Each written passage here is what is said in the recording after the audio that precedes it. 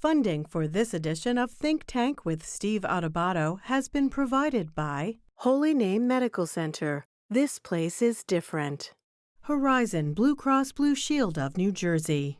NJM Insurance Group, serving New Jersey's drivers, homeowners, and business owners for more than 100 years.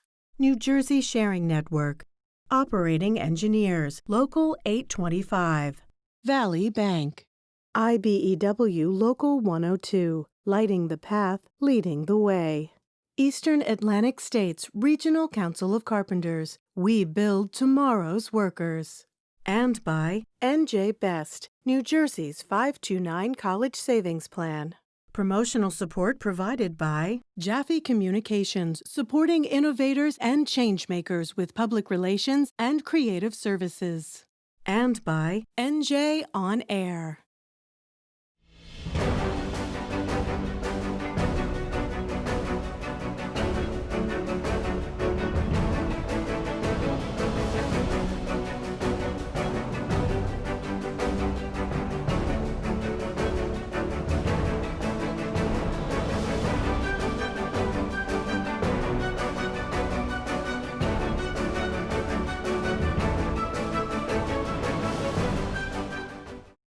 Welcome to Think Tank. I'm Steve Adubato. That's Nicole Swenarton, my co-anchor and the senior producer of Think Tank. Hey, we called it a post-election panel, but it's really part of our Democracy at a Crossroads series here on Think Tank. 4 different, unique, compelling guests talking about not just after the election, but moving forward, 2021.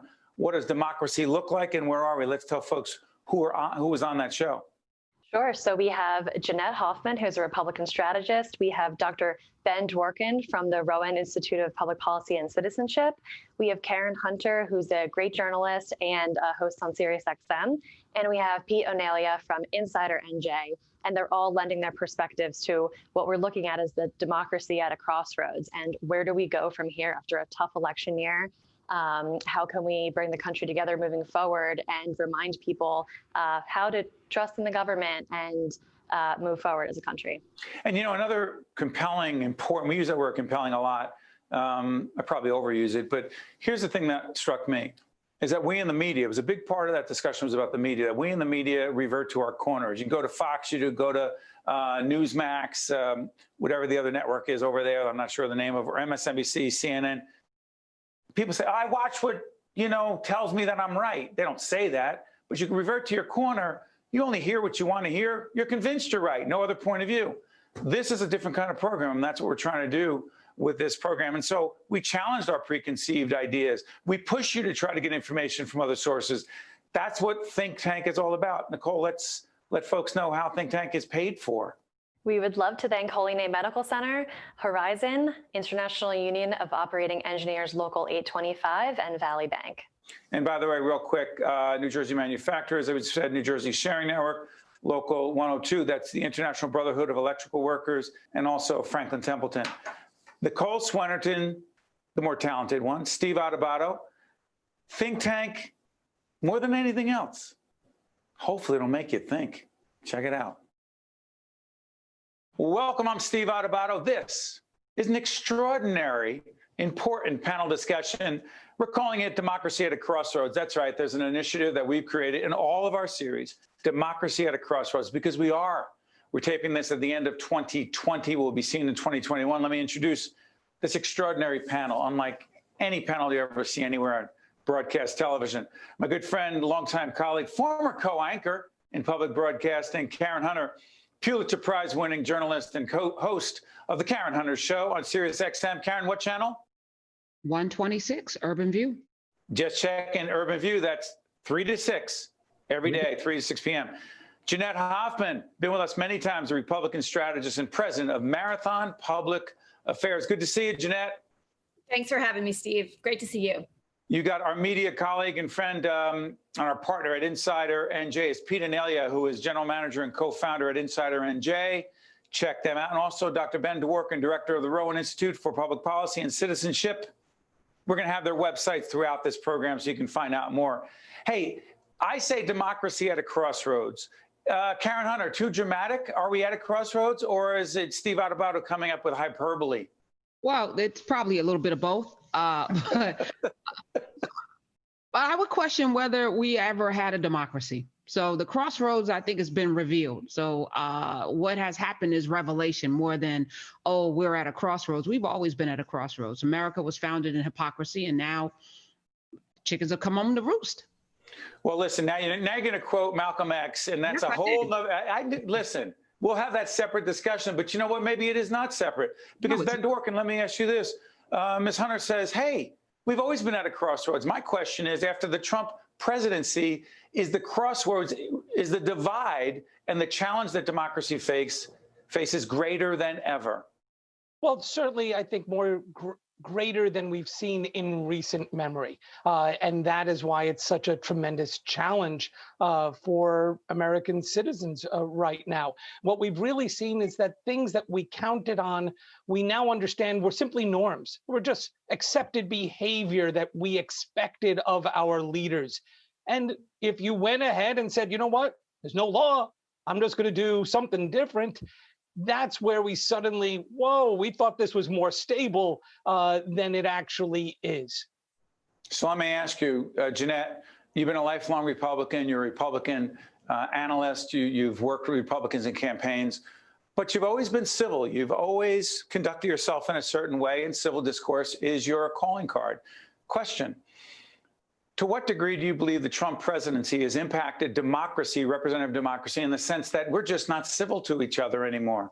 We call each other names. We demonize each other. We question people's Americanism, whether you're a socialist, you're not really American, you're a communist, you're a right-wing nut job. Long-winded question to get to this. Where the heck is the place for us to have civil discourse in a post-Trump presidency in our country? I think that day is past, Steve. I mean, look, I hope most Americans will see the value in civil discourse. But look, I look on social media and I mean, it's exploding. You look at, what's happening in the streets to our elected officials who can't even go to a restaurant without getting harassed.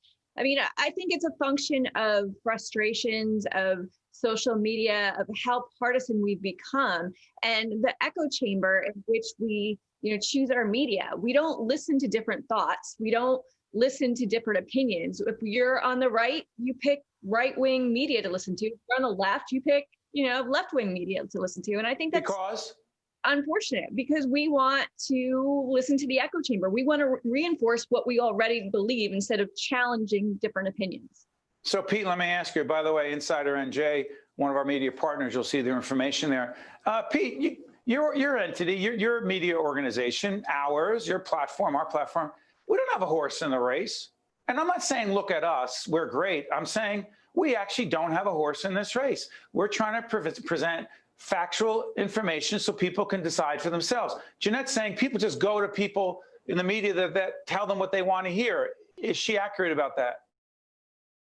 Yeah, to an extent, I think she's accurate. I think everybody brings up great points. If democracy is always at a crossroads, then maybe now we're kind of at the nadir in terms of political discourse. I think the reality of it comes down to there's a real lack of just basic civics understanding and civics respect in this country, and the breakdown of respectful political discourse. There's no lines to be crossed anymore. In fact, for years people made a lot of money and got famous, crossing those lines and moving them, and now we can't even see where the line of respect is anymore. Well, people would say, how could we elect somebody who's so bombastic? And the truth is, society, we've become the reality TV culture over the years. And it was only a matter of time before we elected the reality TV president. We're always searching for entertainment and stimulation. And now we look for it in just the basic news and now from our politics and our government.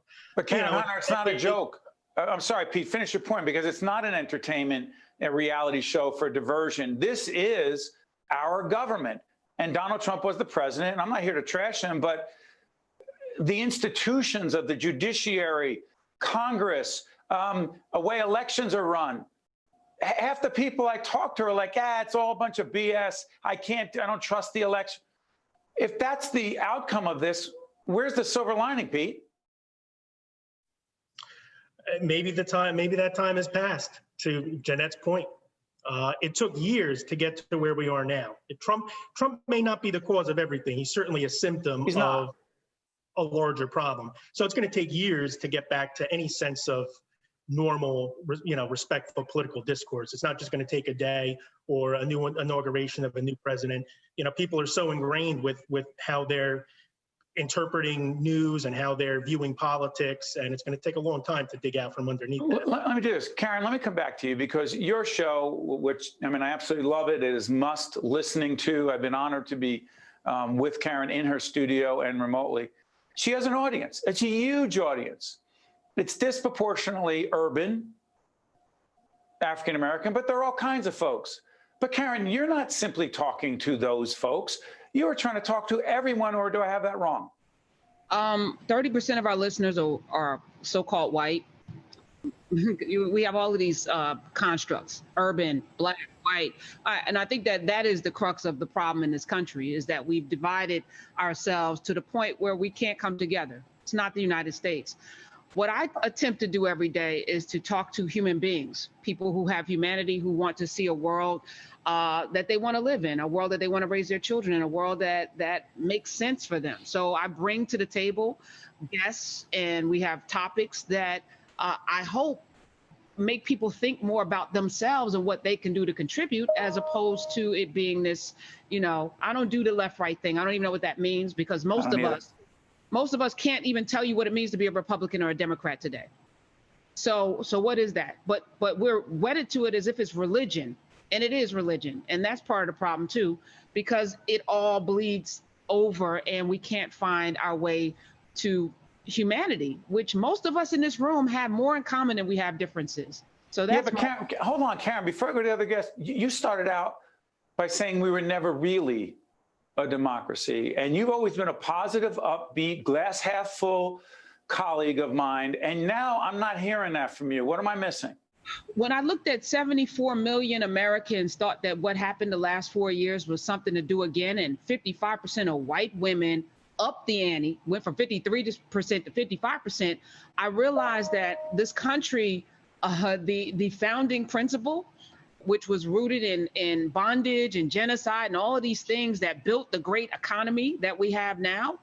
Even you talk about the Electoral College, rooted in slavery, 3/5 compromise. That Electoral College, even that was rooted in bondage.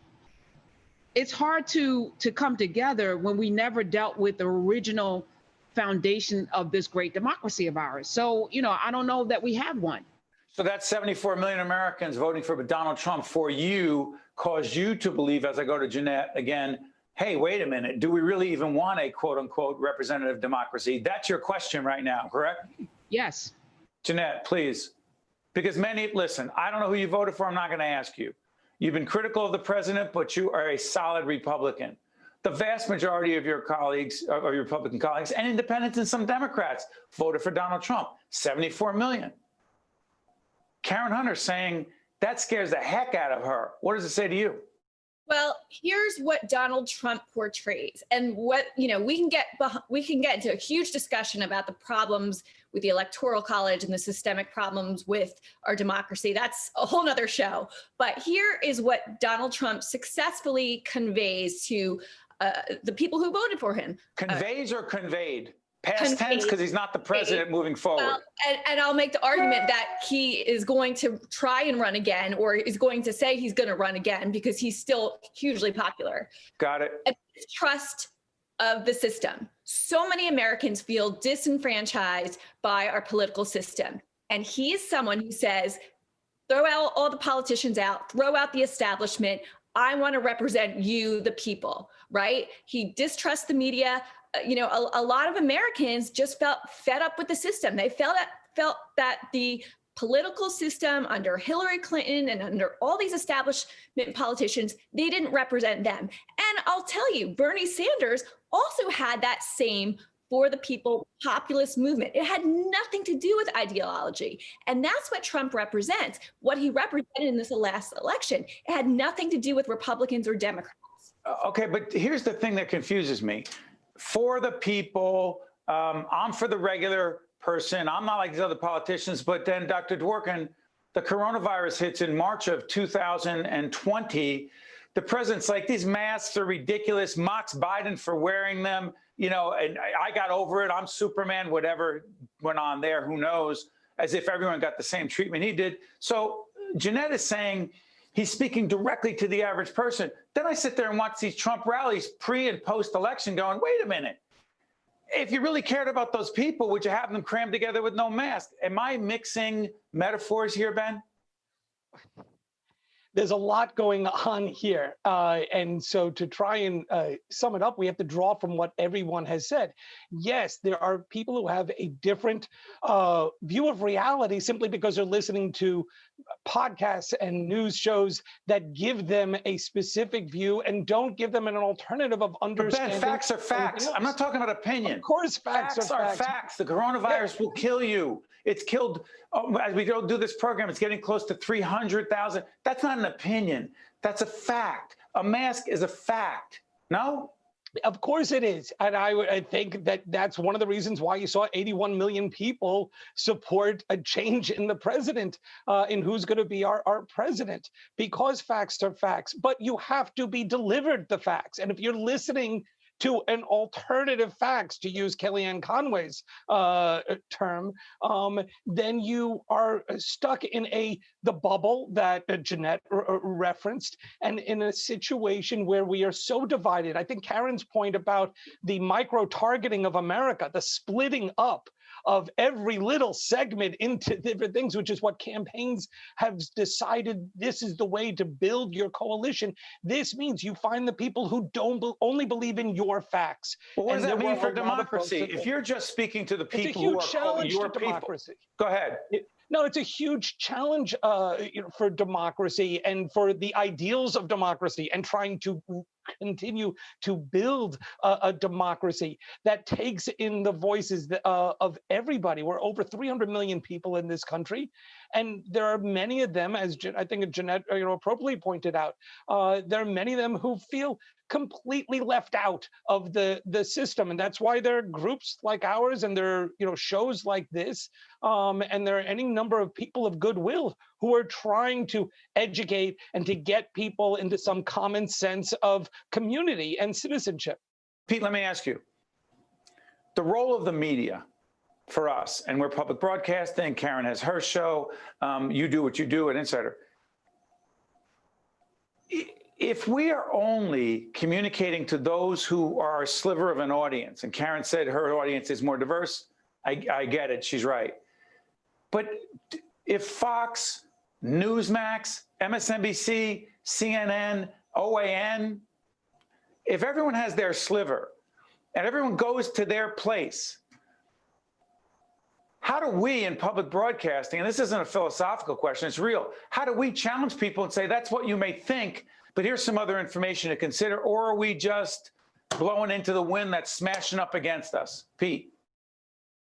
Well, the first challenge, even before delving into that, is ensuring that there is an actual independent, non-biased media in the country. To Jeanette's point about President Trump distrusting the media, I think it goes a step further because he actively tries to erode trust in the media. Enemy of the people, fake enemy. We're the enemy, by the way. Right. Everything now, fake news now to a lot of people is not news that's not based on facts. It's news that they don't like or that they don't agree with. But at the same time, we're seeing, there are media conglomerates that are buying up a lot of locals, a lot of weekly newspapers. A lot of people are just going out of business. I mean, you look at the Bergen Record. They just had a number of layoffs.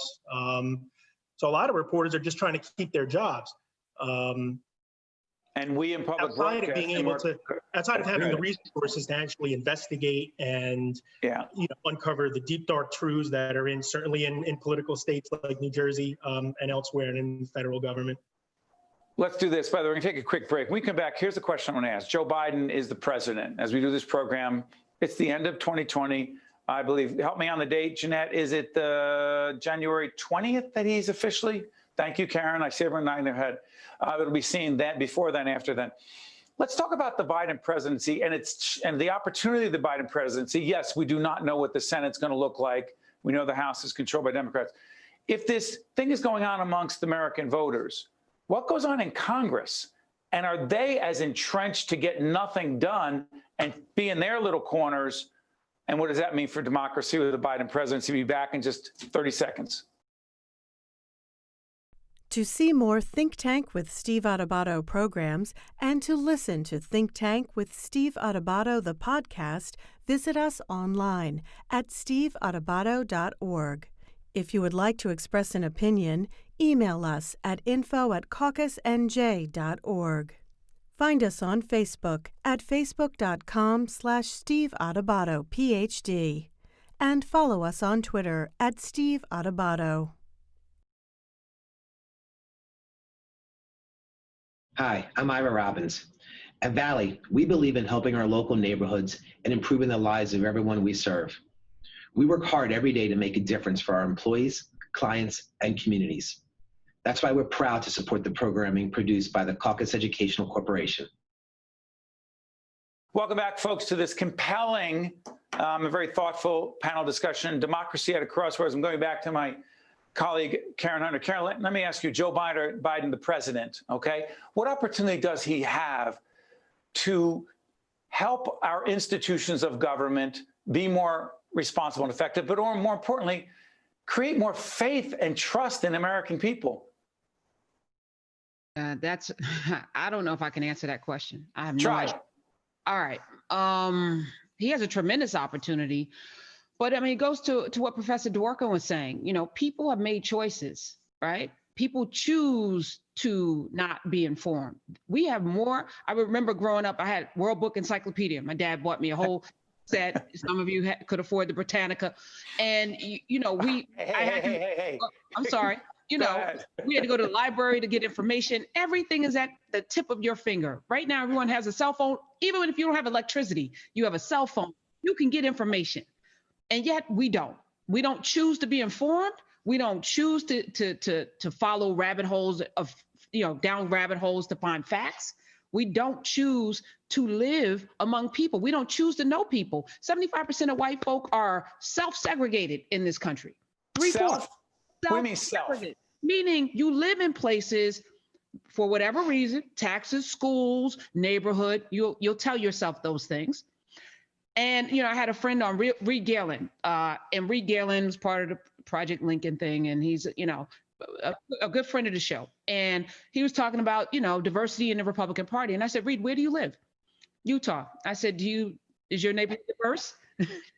Is your school system diverse? Are your children? And he had to pause. And he was like, no, that's by choice. And most of the time, you're not even thinking about it. But what impact does it have if the only people of color that you see in your life are gardeners or maids or people that take care of your kids? You may have some dealings in school. Maybe there's one Black in your school. But to have relationship means I know you. And when things happen, it impacts me as well. We don't have that in this country. And I think that is foundational. Go ahead, finish your point.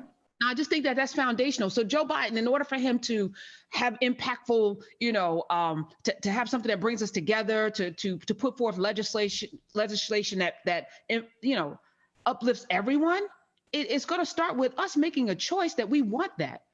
You can have an infrastructure plan that puts people to work, but it's not going to cure this problem. It's going to keep coming back because, as somebody in here mentioned, Trump is a symptom. He's not the cause. So let me ask you, Jeanette. Karen Hunter's talking about the African-American community as disenfranchised as it's been for so long. Biden has a challenge there. Biden also has a challenge with all those millions of Americans who are Trump supporters. Now, here's my question.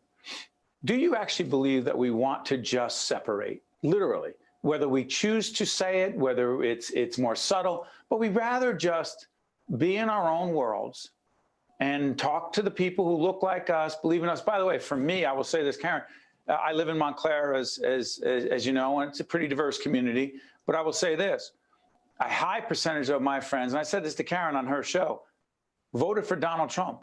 Not only voted for him, one of my good friends, I'm not gonna say who you are, I love Donald Trump. He said, I said, you love him?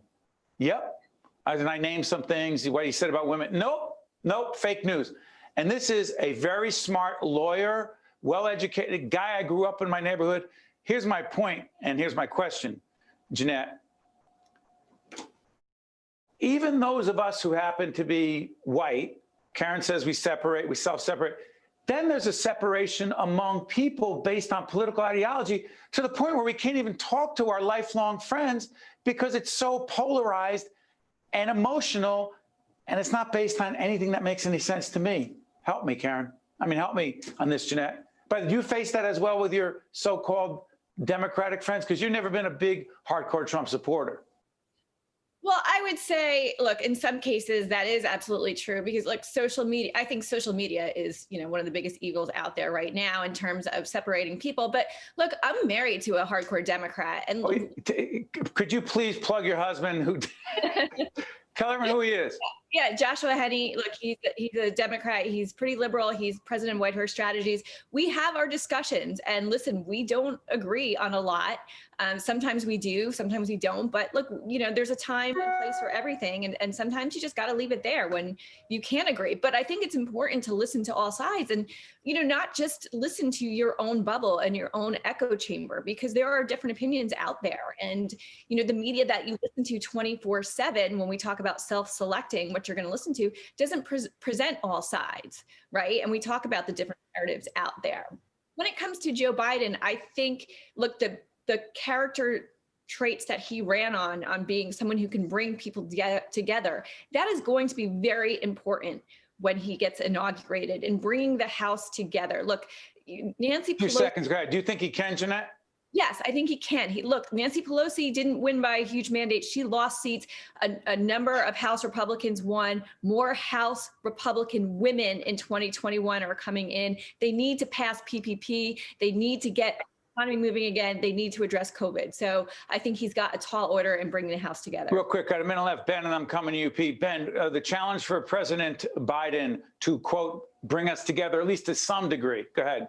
It's going to start with tone. It's going to start with attitude. It's going to start by not going on Twitter. I mean, I think there are certain things simply by not being Trump and doing the things that Trump did. He's not going to insult people directly the way we saw the president do. He's not going to be on Twitter at 2 o'clock or 4 o'clock in the morning sending. Well, let's not blame all our problems on Trump, though. No, it's not. But the question is, can Biden bring back some kind of sense of comity to American politics? Not comedy, comity, meaning being able to talk to each other. Go ahead. Exactly, being able to talk to each other. So yes, I think it's just going to start with personal behavior. I think we're also going to see the members of Congress who I think by and large, unless they're running for president, and not everybody is, so the rest of them want to try and get stuff done. That's, partially why they're there. And I think in a different atmosphere, we might find things to move on that would actually see that this could be a progressive, meaning accomplished-filled couple years. Good. Hey, a few seconds left. Pete, give us something positive to end democracy at a crossroads. Pete and Oneglia from Insider NJ, go ahead. Despite some of the lessons where we're learning about the election, one of which, Trumpism looks like it is here to stay in some sort of iteration, depending on whatever soon-to-be ex-President Trump decides to do. And God knows the Democrats have, they have their own challenges as a party. They didn't have the best election night with the exception of the president's defeat, which, again, was mostly his doing. It's really Trump lost more than Biden's victory. But listen, it's the changing of the guard, even if we're going back to one of the older statesmen, but maybe that's what the nation needs right now. So, yeah, there's cause for a lot of optimism. Hey, thank you, Pete. Thank you, Ben, Jeanette, Karen. Thank all of you. I'm Steve Adubato. Democracy at a Crossroads. I promise we'll continue this discussion. Thank you so much for watching. Think Tank with Steve Adubato has been a production of the Caucus Educational Corporation. Funding has been provided by Holy Name Medical Center, Horizon Blue Cross Blue Shield of New Jersey, NJM Insurance Group, New Jersey Sharing Network, Operating Engineers, Local 825, Valley Bank, IBEW Local 102, Eastern Atlantic States Regional Council of Carpenters, and by NJ Best, New Jersey's 529 College Savings Plan. Promotional support provided by Jaffe Communications and by NJ On Air. Data shows that many patients have avoided seeking critical health care in the wake of COVID-19 for fear of contracting the virus. Delaying medical care can have serious consequences, so you should never second guess or ignore your symptoms. At Holy Name Medical Center, we have measures in place to prevent infectious disease from spreading. We're clean, we're open, and we're safe for all your healthcare needs.